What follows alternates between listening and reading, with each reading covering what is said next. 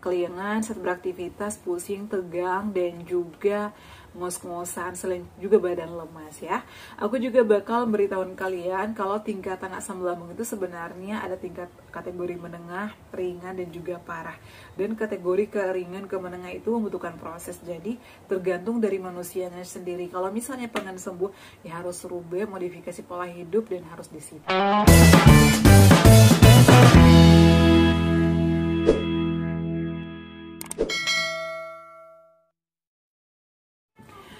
Assalamualaikum warahmatullahi wabarakatuh. Halo semuanya, kembali lagi di channel aku Deva dan Bunda. Gimana kabarnya nih semuanya? Semoga sehat selalu ya. Senang banget banyak yang nelpon ya, banyak yang DM, banyak yang WA juga terkait asam lambung dan anxiety. Banyak yang udah sembuh, alhamdulillah. Banyak yang termotivasi, banyak yang semangat dengan tips-tips aku.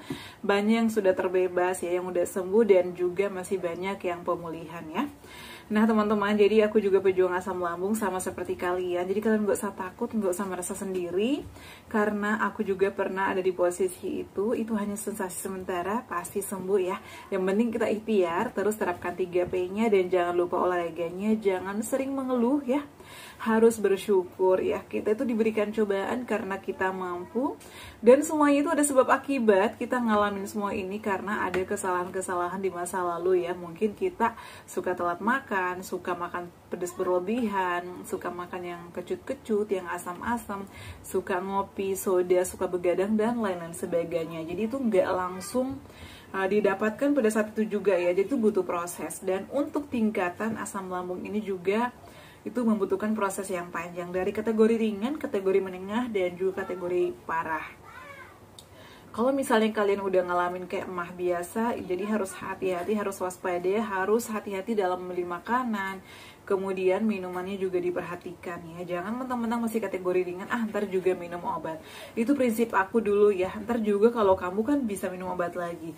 Ternyata proses dari ringan ke menengah itu membutuhkan waktu yang tidak terlalu lama ya. Karena kalau misalnya kita sering misalnya nih telat makan, makan yang berlebihan, nggak dikunyah halus, itu nanti bakalan berkembang menjadi kategori menengah. Kemudian kalau misalnya kita masih teledor, masih tidak memperhatikan pola makan kita atau pola pikirnya, pola tidurnya, istirahatnya masih kurang, itu nanti bakalan naik lagi levelnya. Jadi levelnya itu, tingkatan itu tergantung dari manusianya. Kalau misalnya manusianya makin bandel, itu levelnya bakalan makin meningkat. Seperti itu ya.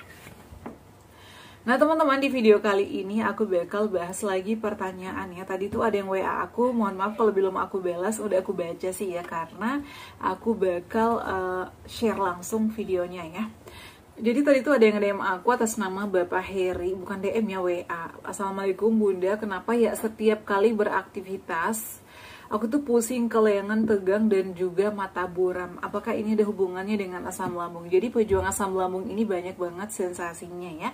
Dari keleangan, kemudian pusing, kadang mual, mata buram. Ini ada hubungannya teman-teman. Jadi asam lambung itu berbagai sensasi, 1001 sensasi. Kenapa sih kita sering keliengan? Yang pertama ya, keliengan ini karena faktor kita telat makan atau perut itu dalam keadaan kosong, sehingga asam lambung naik menyebabkan kita pusing, keliengan, kadang mual ya. Asam lambung itu naik sampai ke kepala, biasanya mempengaruhi saraf mata juga, sehingga kita kadang matanya buram, kadang berair ya. Ini banyak banget yang ngalamin ya, ada beberapa orang yang DM aku juga. Jadi pertama itu jangan telat makan.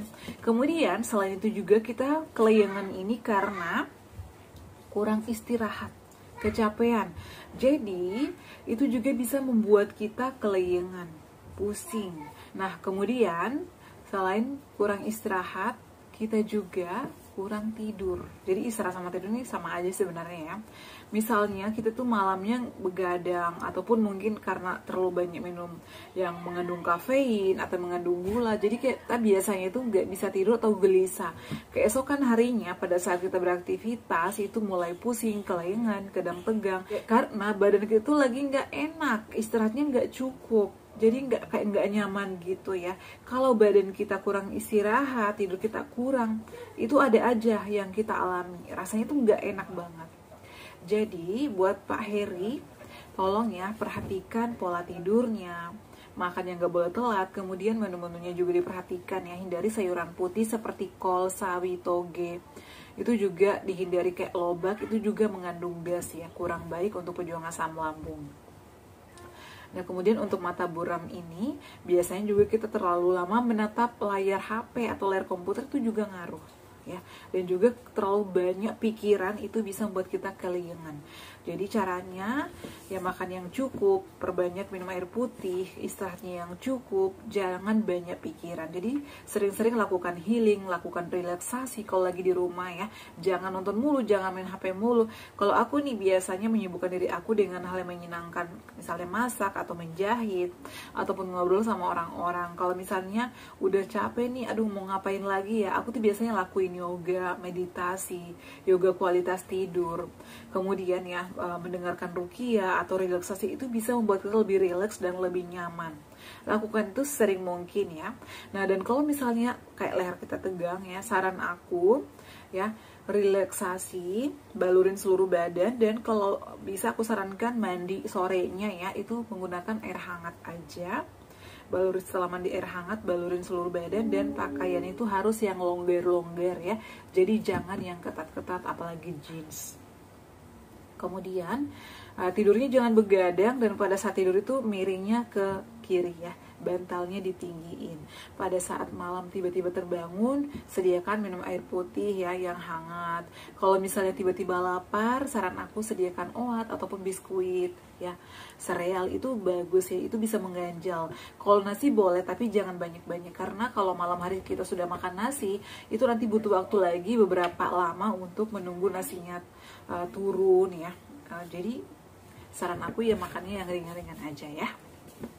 Jadi terkait kelayangan seperti itu. Nah, kemudian ini aku bakal bahas juga atas nama Abdul Ghafur. Saya otot dada nyeri, sakit bunda, mulut asam terkadang, kepala berat, badan lemes, gemetaran bunda. Mohon tipsnya. Jadi untuk otot dada nyeri ini biasanya itu karena desakan gas ya. Aku juga pernah ngalamin ini. Kenapa ya? Aku tuh biasanya kayak nyeri dan kadang itu kayak ngap gitu ya, nafas pendek. Ternyata itu karena asam lambung kita berlebih ya, disebabkan oleh beberapa faktor tadi ya. Yang pertama telat makan berlebihan, gak dikunyah halus, makan pemicu pantangannya ya, makan pantangannya. Kemudian terlalu banyak pikiran, kurang istirahat, sehingga asam lambung kita naik, dan asam lambungnya itu biasanya memicu gas yang cukup banyak, sehingga desakannya itu berasa sampai ke dada, kadang jantung berdebar-debar. Itu adalah karena dari asam lambung juga. Jadi caranya bagaimana? Ya hindari pantangan-pantangannya, kemudian hindari berbaring setelah makan agar asam lambung itu nggak naik. Kemudian jangan telat makan, karena kalau misalnya kita telat makan itu asam lambung naik dan gasnya juga banyak. Kemudian lakukan sesering mungkin kayak relaksasi, pernafasan diafragma agar kita tuh rileks, jadi badan itu nggak tegang ya. Atur nafas sedemikian rupa. Kemudian istirahat yang cukup, pada saat istirahat juga bantalnya ditinggiin ya. Nah, kemudian mulut terasa asam, ini karena asam lambung itu udah naik berlebih. Biasanya ini merusak gigi ya, sehingga biasanya gusi kita merah-merah, gigi kita kayak keropos, kuning-kuning. Ini gigi aku udah pada hancur loh di sini, karena itu dari asam lambung. Jadi cara mengantisipasinya seperti apa? Kata dokter pada saat itu ya, perhatikan pasta giginya, bersihkan mulut dan gigi sesuai dengan aturan. Jadi gosok gigi pada saat mau tidur malam, bangun pagi. Aku tuh biasanya 2-3 kali sehari gosok gigi. Kemudian perhatikan pasta gigi yang dipakai. Aku tuh dulu sering banget pakai odol atau pasta gigi yang merek Pepsodent Siwa, karena itu ada habatus saudanya, dan itu membuat aku nyaman kalau pakai itu. Kalau enggak, klik yang warna ungu atau close up yang warna ungu itu bagus ya. Ini hanya pengalaman ya, aku nggak di endorse. Nah, kemudian selain itu juga jika masih terasa asam, saran aku perbanyak minum air putih. Pada saat bangun tidur, kumur-kumur air garam, ambil garam setengah sendok, misalnya masukkan ke dalam wadah kayak gayung ataupun mangkok kecil. Kemudian dikumur-kumur ya, itu nanti bisa menghilangkan rasa-rasa asam, mengganjal, lendir-lendir itu bakalan keluar. Lakukan serutin ya. biasanya aku tuh berturut-turut kayak 5 hari lakuin itu, lama-lama itu enakan ya. Kemudian hindari konsumsi yang es-esan, itu juga bisa memicu. Kalau bisa minumnya itu pagi, siang, malam yang suam-suam kuku atau yang hangat ya. Hindari minuman kayak soda yang berwarna, kalau bisa hindari dulu. Kalau mau yang berwarna, minumnya kayak infus water kurma ataupun air madu dikasih jahe boleh. Itu juga enakan ya. Itu juga bisa melegakan tenggorokan.